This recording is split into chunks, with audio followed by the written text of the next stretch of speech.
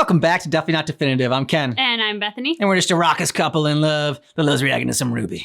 Nice word choice. Thanks. I like Yeah. I like it. Put a little sass on it, too. He did. He put some sass on that. So this is RWBY Volume 5, Episode 6. And you know what to do. If you want all of our reactions, check out the description of this video. We got a playlist there for you. Yep. Got a link to Patreon. Got early ad-free access. About a month ahead on our reactions there. True. All right. You ready to check this out? I'm so ready. Okay.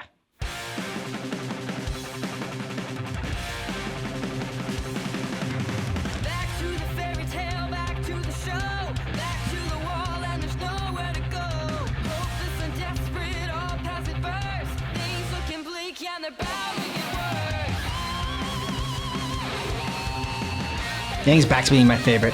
I mean, never like she like really fell out too much, but I mean, you know, I didn't like the whole. Like I understood it.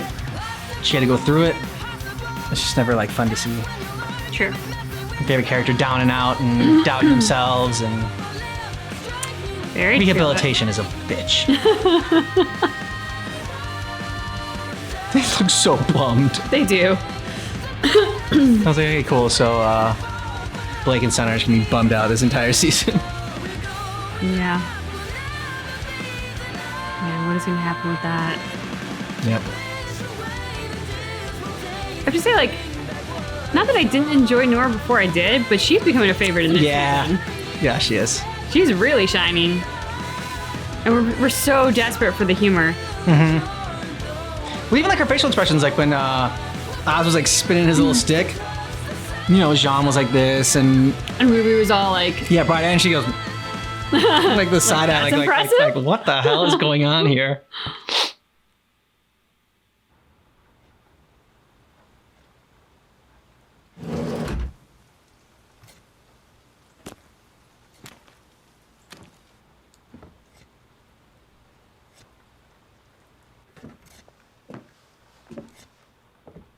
Regular or the special? I'm actually looking for someone. Goes by the name Shiro Wan. Ever heard of him? I heard he's a regular around here. Who's asking? Me. I'm standing right in front of I'm you. not some cop, if that's what you mean. I need Shiro for a gig. We go way back. Way back, huh? So, he's a friend of yours. Yeah, I'd say so. He's a pretty all-right guy. He didn't have any Well, friends way back. In that case, you tell that jerk that he better not show his ugly face in here until he pays me the lien he owes me. Did I say friend? Return? I meant acquaintance. Really, we're just colleagues. Anyways, thanks for your time, buddy. I'll just be taking off now.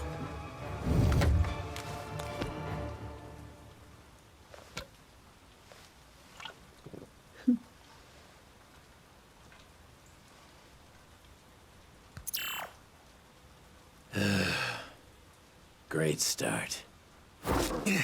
Jesus.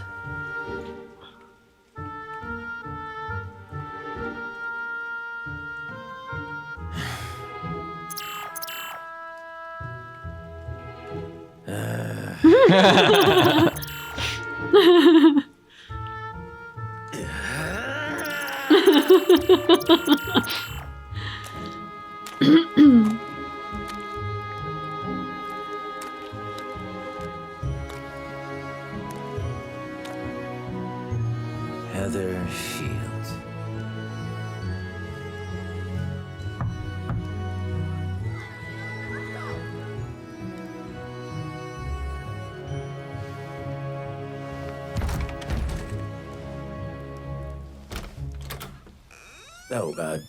Oh, hey there. I'm looking for Heather. Look, pal, I've had a rough day. Do you know where she is or not? Daddy, No. does he know where Mommy is? Oh no. Damn. I'm sorry to bother you.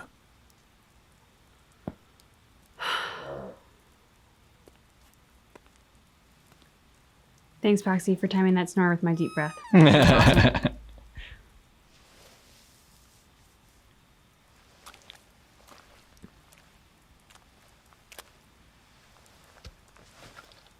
So who are you looking for? What does it mean that they're all missing?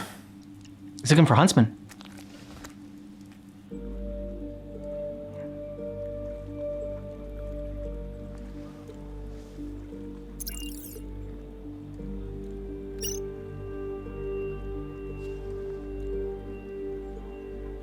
I don't think it's a good thing that they're all missing. Nope. Search and destroy.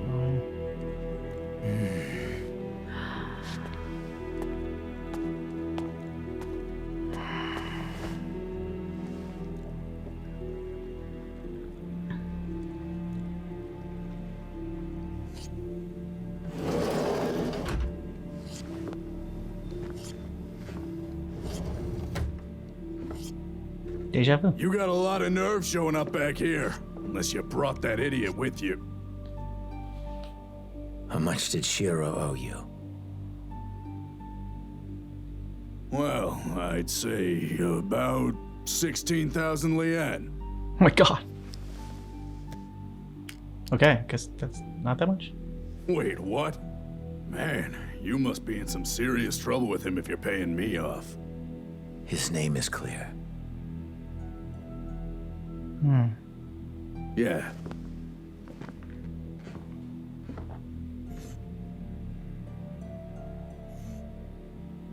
That idiot.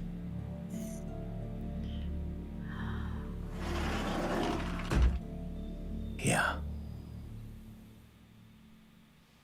See the sign that said no fondness by the door? Oh no. Yeah. You can wait outside. Thank you.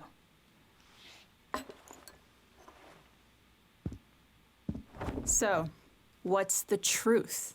You know, Tea it's first. better when it's hot. You know, you're really obnoxious. The truth is that truth is hard to come by. A story of victory for one person is a story of defeat for someone else. Yeah. By now, your uncle has surely told Ruby and her friends plenty of stories. Well, he's never given me a reason to doubt him before. That doesn't mean those reasons don't exist.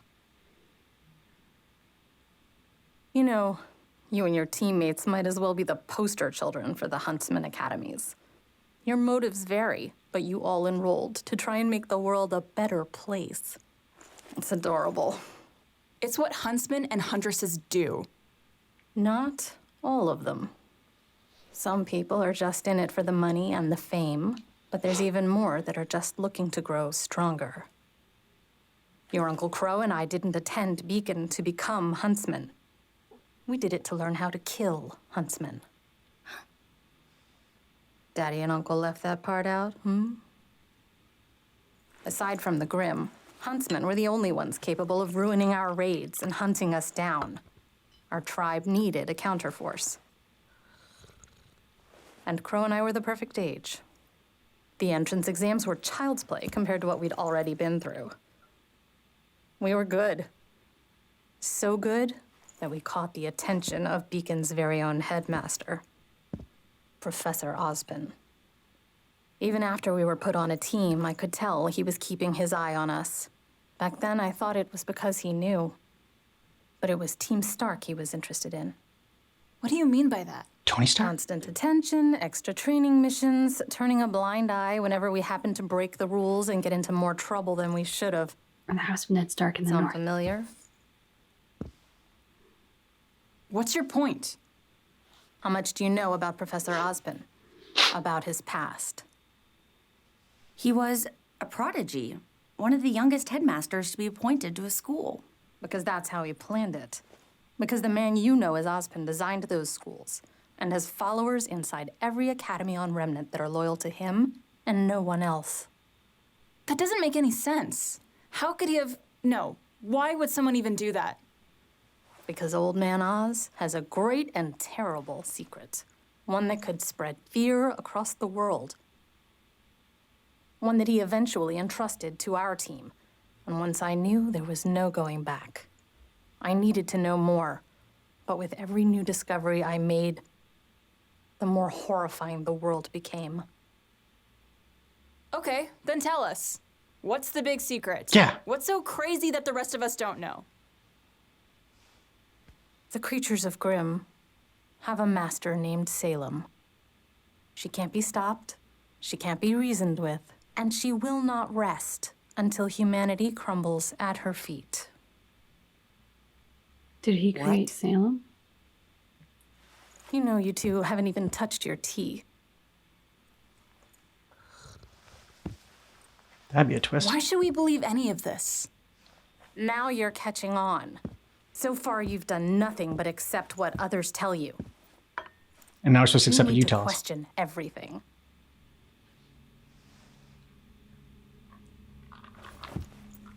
Okay, so I'm questioning you. Where's your Otherwise, proof? You'll end Exactly. up just as blind as Crow. And your fool of a father. Yeah. Her dad helped her out through a lot, and you were not there at all. Don't you dare talk about my family like that! You need to calm down. Yang, please. Listen to your friend, Yang. Your teammates never let you down before. You don't know the first thing about my teammates. About me. You were never there. You left us.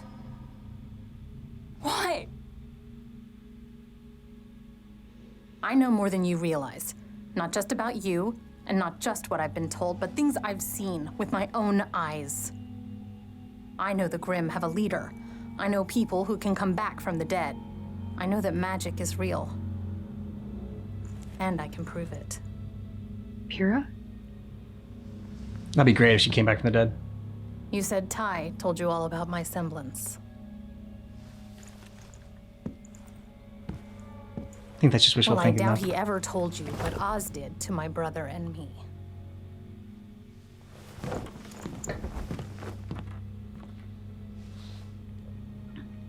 Go see for yourself.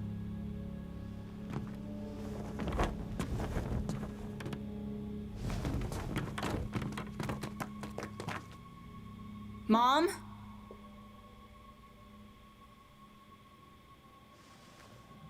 Yang, are you okay? I'll be fine once we could get her to take us to Ruby. It's okay if you're not okay. You didn't believe what she said, right? Of course not. Well, not all of it. It was crazy. We have dust, semblances, but I mean, there's no such thing as magic.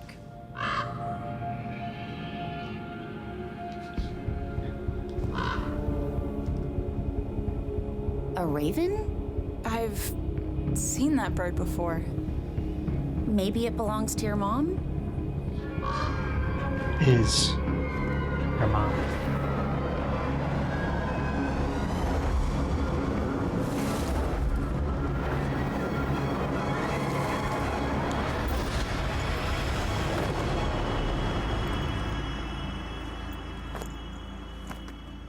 How did you do that?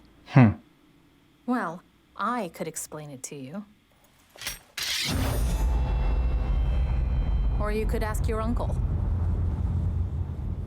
You're letting us go? I'm giving If you you a want. choice. Stay here with me, and I'll answer all of your questions and more. We can have a fresh start. Or you can go back to Crow and join Ozpin's impossible war against Salem. And meet the same fate as so many others. But can you really go back to Okay. trusting someone that's kept so much from you? So deep down, you're a coward. All I care about is making sure my sister is safe.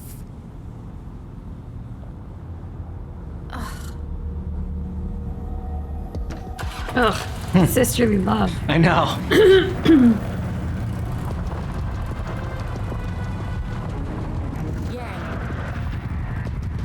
If you side with your uncle, I may not be as kind the next time we meet. She won't either. You aren't kind this time either. Oh.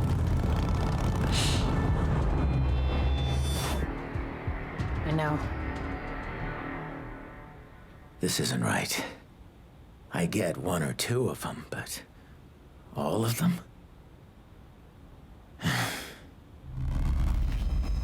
Raven? Careful, a motorcycle's coming right at your face.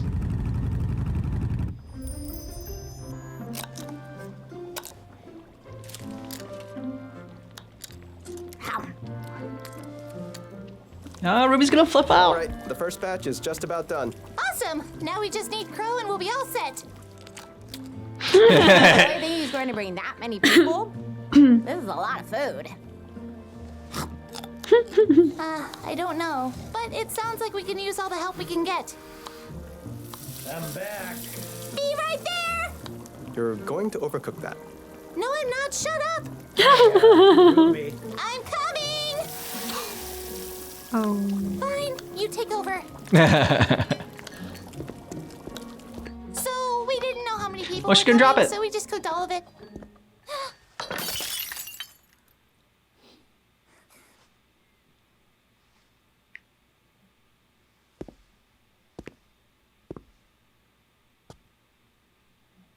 Yang, I'm so sorry. I should have stayed. I should have talked to you more. I wasn't sure if you wanted me around.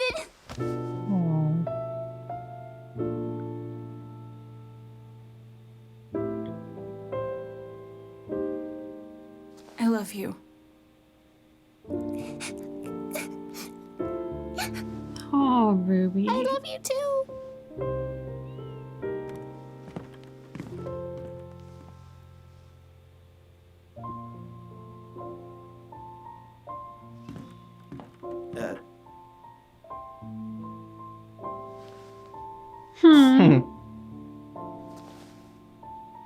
Weiss.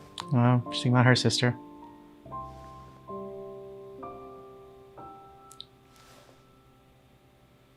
Yeah, you're part of the family too.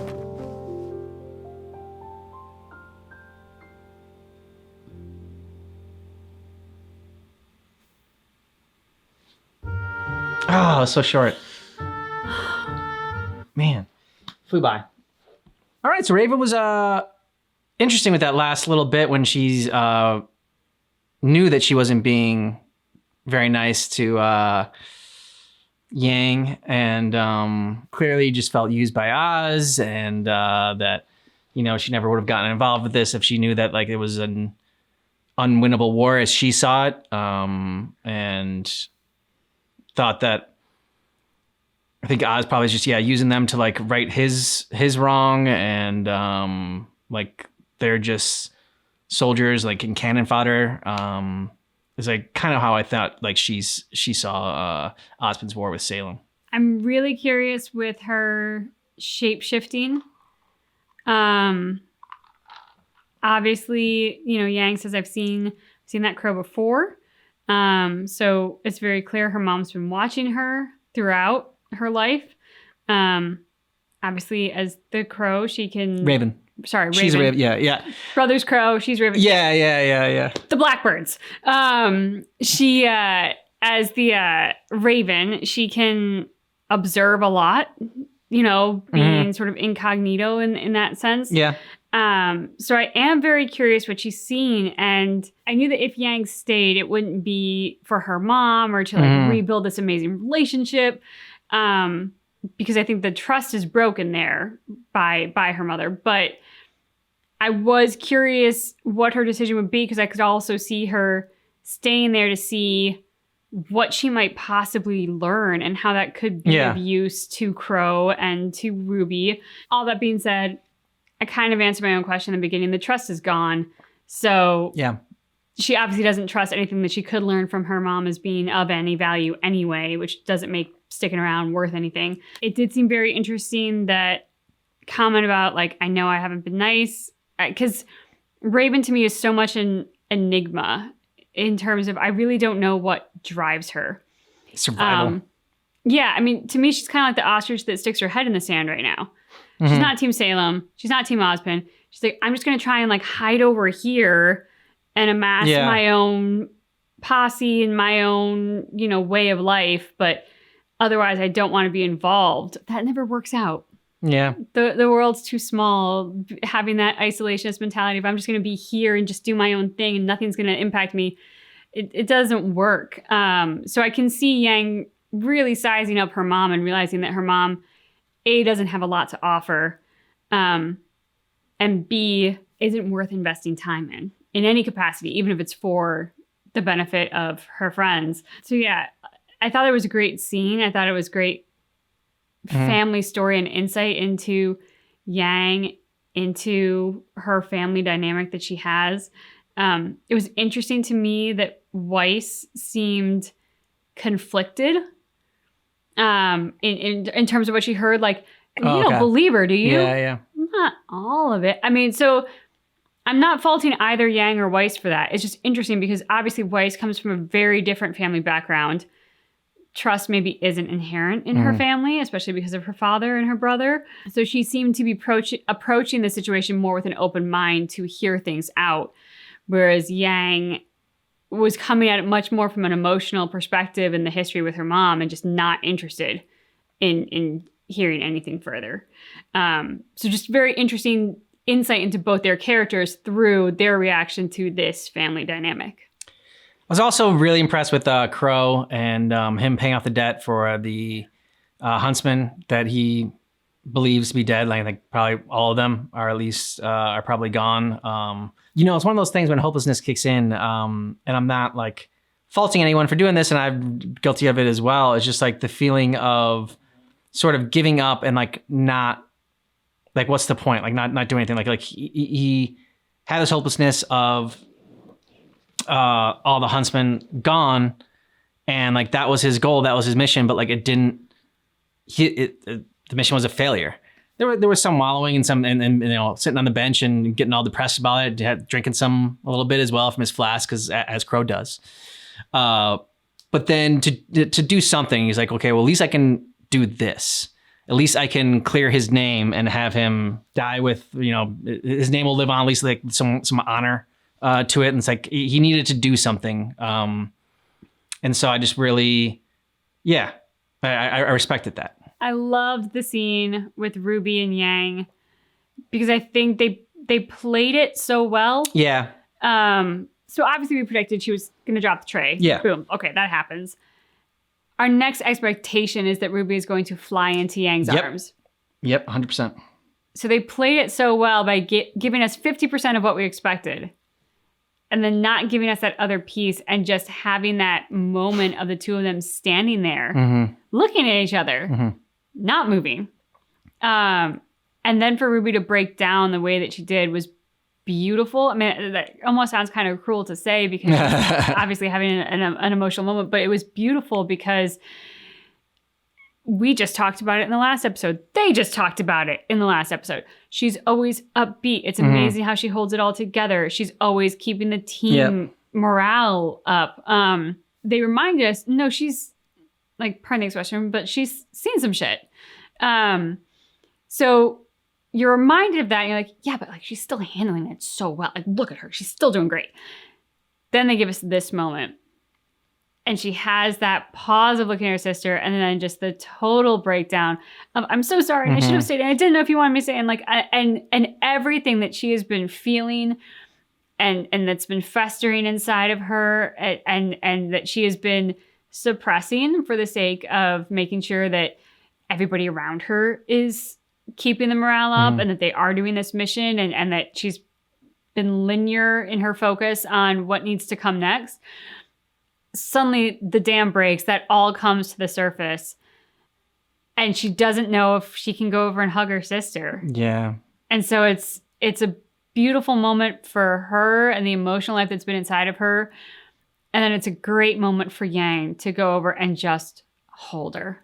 Because it's exactly what she needs. And it's what she hasn't had. And for Yang to intuitively know that it's her big sister, to love her and want to give her that comfort and peace of mind is fantastic. And then, of course, to have Weiss on the sidelines, starting to have her own little breakdown, not knowing where her sister is. Is her sister okay? Like, what the hell's going on with that? And they bring her in as part of that family. She's part of the crew. I mean, just flawless. Absolutely flawless. No notes. Let us know what you thought about this down below in the comments. And if you want early ad-free access to our RWBY reactions, we have a link to Patreon down below in the description of this video. You can check that out. We also have a playlist for all of our RWBY reactions here on YouTube. Yep. Thanks so much for checking out our reaction for RWBY Volume 5, Episode 6. But just keep in mind that our reaction is definitely not definitive.